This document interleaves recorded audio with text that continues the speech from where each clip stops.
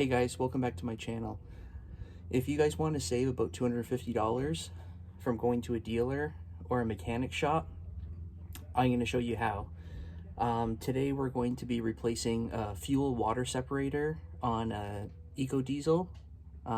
It's a Ram 1500 EcoDiesel. So I'm going to be showing you how to do that. You can get these filters for, relatively cheap. If you get them at like through Mopar, they're about $69 plus tax. If you get them through like Amazon and stuff like that, or like Napa Pro filters, you can get them, for around $25 to $30. So, it's literally like 1/7 the cost of having to pay somebody else to do it and buy OEM filters. That will do just as good job. Okay, so right here, we're underneath the vehicle. Towards the back, you can see there's the spare tire. So this is our fuel water separator. So what we have to do is undo this screw, which will bleed out some of the fuel, and then we'll take a special tool that goes onto this bottom piece, and we're going to unscrew this part off. Some fuel is going to come out here and hopefully be caught into our pan right there, and then we can remove this housing and switch the filter and put it all back in. So it should be a fairly straightforward installation.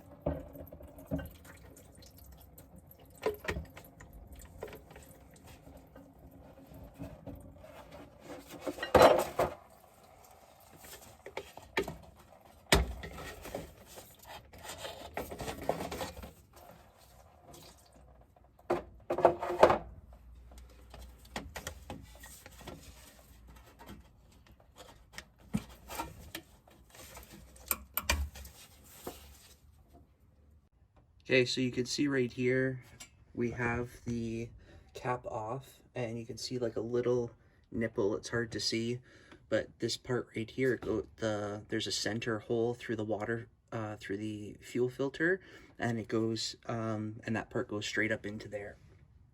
You can see there's all of our parts. So there's the fuel filter, and the cap, and all the diesel in there. So make sure you guys have like a little oil pan, like oil change pan to catch all like the diesel, and a funnel, because it will divert everything, because this drive shaft's kind of in the way here. So you're gonna just get it all over everywhere. It's just gonna like run down and make a mess, so try and catch as much as you can. So make sure you guys tighten down the drain plug at the bottom of here before you put everything in, because the last thing you want is to prime the whole system and then you forget this little nipple has to be screwed in and you're just pissing out diesel fuel. The new filter comes with this, so there is the old ring was around here, this O-ring, so make sure that you guys put this in the right slot so it doesn't go all the way to the bottom, but there's a perfect little channel that this fits in, right? It doesn't go in the threads, it doesn't go in the thread part, and it doesn't go right at the bottom. There's another little channel. It fits in. The residual diesel fuel that's left on here should be enough to lube this up. And make sure once you take this off, like just wipe off all the dirt and everything like that, because you don't want to like contaminate, with the dirt that's been on the outside of the vehicle on here. So next, we're gonna get the new filter out. And what I'm gonna do is I'm gonna put on some gloves, because I don't want my dirty hands to get any debris on the filter and it be put into the system.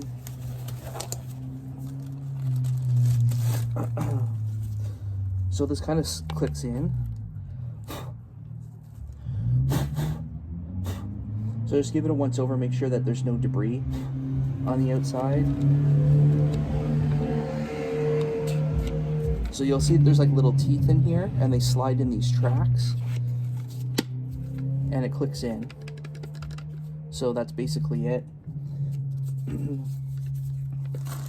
And I'm gonna flip this around so you guys can see when the nipple goes inside the center part right here that I was talking about earlier. Okay, so we'll see if we could do this one-handed here by feel. Maybe not.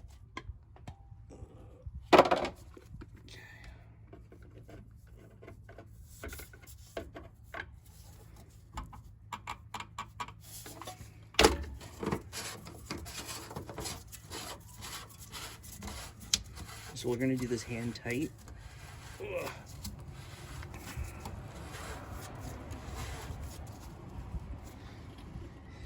And then I'm gonna tighten it down with the tool, and then we're gonna be done for under here.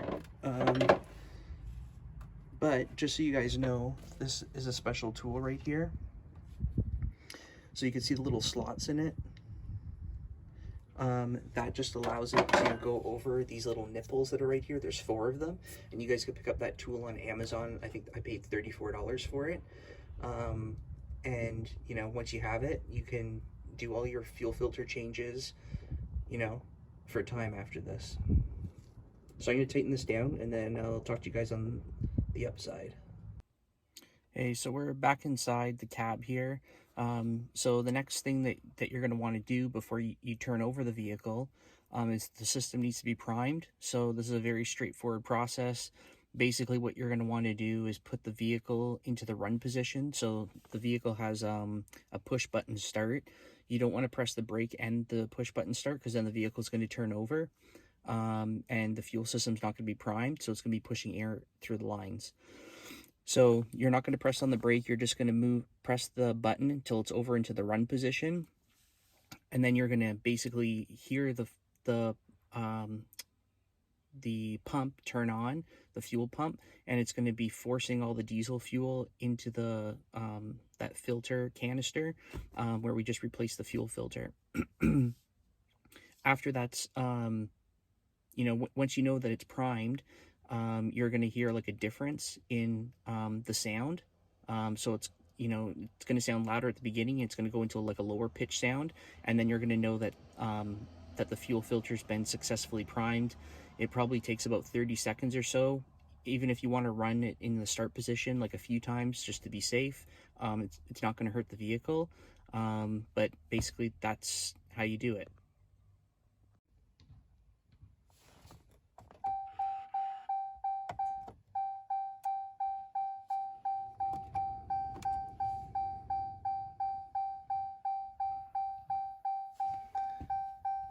So you should be able to hear it. I'm not sure if you guys can hear that noise.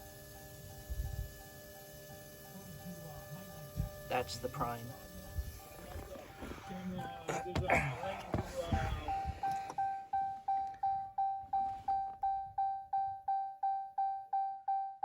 Okay, so it stopped. It's one-way narratives. I am not.